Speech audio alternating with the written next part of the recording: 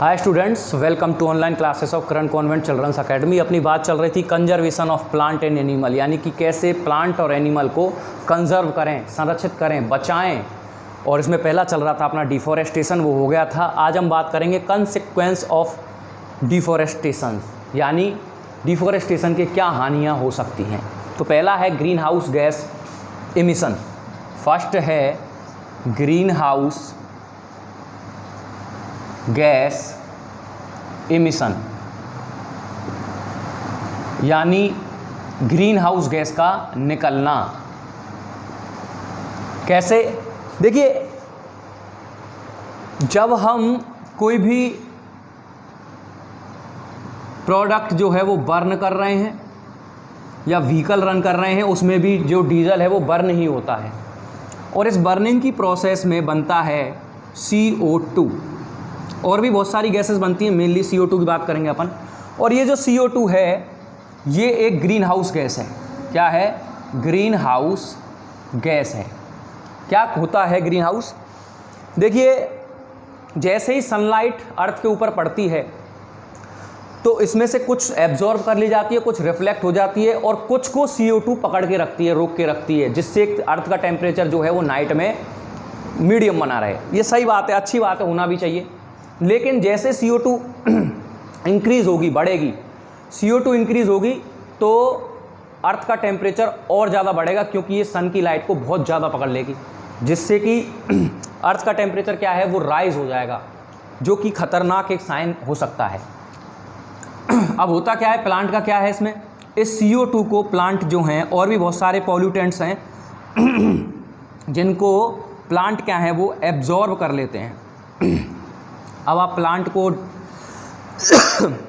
ख़त्म कर देंगे तो ये CO2 क्या है वो एब्जॉर्ब नहीं होगी, वो एनवायरनमेंट में बढ़ती चली जाएगी, जिससे ग्रीन हाउस और ज़्यादा होगा। यानी ग्रीन हाउस गैस बहुत बढ़ सकती है अगर आप पेड़ों को इसी तरह काटते रहेंगे तो पहला है जो नुकसान वो है ग्रीन हाउस गैस का निकलना। दूसरा है बायोडाइवर्सिटी लॉस। Biodiversity loss. देखिए, डिफॉरेस्टेशन, आप जंगल काट रहे हैं, फॉरेस्ट को क्या कर रहे हैं, कट कर रहे हैं, इसी को कहते हैं डिफॉरेस्टेशन।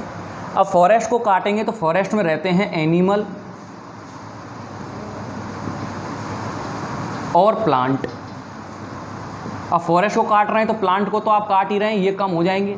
अब यहाँ इन एनिमल्स का क्या है, हैबिटेट छिन रहा है, ये कहाँ रहेंगे, जिसकी वजह से इनकी संख्या भी क्या है वो कम हो रही है।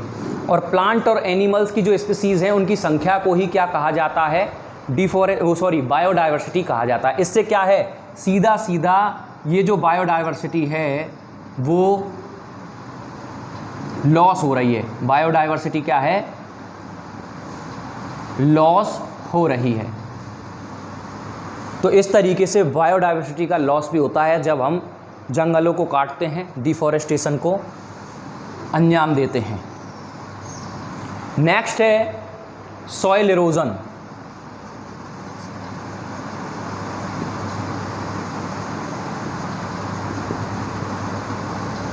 देखिए, सॉइल इरोजन क्या है, आपको पता है अर्थ के जो ऊपर की लेयर होती है उसको हम कहते हैं सॉइल, और भी होती हैं सॉइल तो, पर ऊपर की जो लेयर होती हैं वो मोस्ट फर्टाइल सॉइल मानी जाती है, जहाँ पर प्लांट जो हैं वो ग्रो करते हैं। लेकिन जब आप प्लांट्स को कट कर देंगे, प्लांट को कट करने पर क्या है, प्लांट जो हैं और इनकी जो रूट है वो बाइंड करके रखती है सॉइल पार्टिकल्स को, सॉइल को पकड़े रहती है, एक तरीके से आप ये मान सकते हैं। यानी कोई तेज़ बहाव आएगा पानी का तो आसानी से सॉइल जो है वो वहाँ से हटेगी नहीं। लेकिन और सॉइल इरोजन किसको कहते हैं, जो अपर लेयर है अर्थ के ऊपर, जो सॉइल की अपर लेयर है,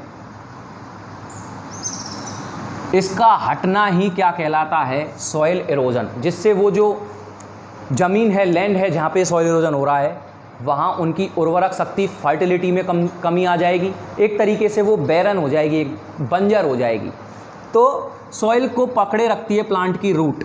साथ ही साथ प्लांट जो हैं वो, प्लांट की जो शैडो होती है, छाया जो होती है, वो ह्यूमिडिटी या फिर आप कह सकते हैं मॉइस्चर बनाए रखती है सॉइल के ऊपर, जिससे कि वो नमी रहती है तो हवा में आसानी से उड़ती नहीं।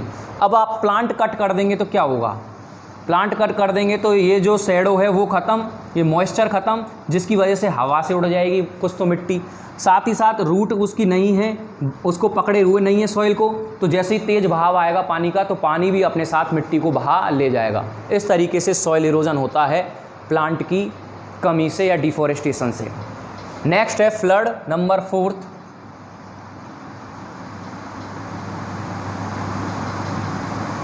देखिए फ्लड कैसे आ सकती है अगर प्लांट नहीं है तो। देखिए प्लांट हैं, प्लांट जो हैं वो रेन वाटर को एब्जॉर्ब कर लेते हैं बहुत सारे को अपनी रूट्स की सहायता से, पहला। साथ ही साथ जब पानी का बहाव जो होता है, वाटर का जो फ्लो होता है, उसको भी स्लो डाउन कर देते हैं। क्या कर देते हैं? स्लो डाउन, यानी कम कर देते हैं। दोनों ही कारणों से नदियों में उफान नहीं आता है, एक्स्ट्रा वाटर फ्लो नहीं करता है। जब प्लांट नहीं रहेंगे दोनों ही कारण ख़त्म हो जाएंगे, जिससे फ्लड आने का खतरा ज़्यादा बढ़ जाता है। यानी कि डिफॉरेस्टेशन या प्लांट को कट करने से बाढ़ की आशंकाएं भी बढ़ सकती हैं। ये बात थी कंसिक्वेंस की। अब बात करें हम सॉल्यूशन क्या है। सॉल्यूशन ऑफ डिफॉरेस्टेशन,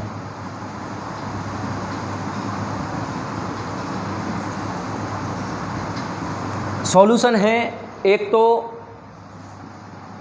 रीप्लांटेशन, या फिर आप कह सकते हैं रीप्लांटेशन, यानी दोबारा प्लांट लगाएं। आप जितना हो सके प्लांट लगाएं। एक डे फिक्स कर लें, ईयर में 2 डे फिक्स कर लें, अपना बर्थडे कर लें या फिर आप कुछ भी कर सकते हैं। 2 डे, कोई भी आप डे फिक्स कर लें कि इन 2 दिन में मैं पेड़ ज़रूर लगाऊंगा। पेड़ लगाने से ये सारी जो प्रॉब्लम्स हैं वो अपने आप ख़त्म हो जाएंगी। दूसरा, अवेयरनेस। लोगों में जागरूकता फैलाएं, उनको बताएं कि प्लांट हमारे लिए कितने यूज़फुल हैं और कितना ज़्यादा नुकसान हो रहा है प्लांट काटने से, डिफॉरेस्टेशन से।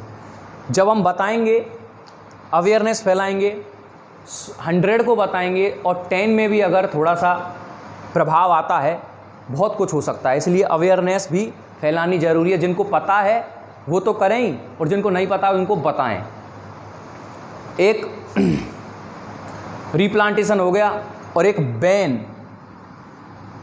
बैन लगाएं, कंप्लीटली बैन लगा देना चाहिए पेड़ों के काटने पर। पेड़ों के काटने पर ऐसी सज़ा होनी चाहिए जैसा कि किसी भी आदमी को मारने पर होती है। 4th, गवर्नमेंट या फिर रूल एंड रेगुलेशन, आप इसको नाम दे सकते हैं। यानी कुछ रूल बनाए जाएं गवर्नमेंट के द्वारा, कुछ रेगुलेशन बनाए जाएं गवर्नमेंट के द्वारा, और स्ट्रिक्ट कानून बनाए जाने चाहिए एकदम कड़क, जिससे कि पेड़ों को काटने पर एक निश्चित एक सज़ा हो। सारे काम जैसे कि किसी भी क्राइम पर होते हैं ऐसा ही होना चाहिए, इससे भी काफ़ी फ़र्क पड़ सकता है। ये बात थी कि ये तो तरीके हैं, सॉल्यूशन हैं डिफॉरेस्टेशन से बचने के। तो आज के लिए इतना ही। Thank you very much.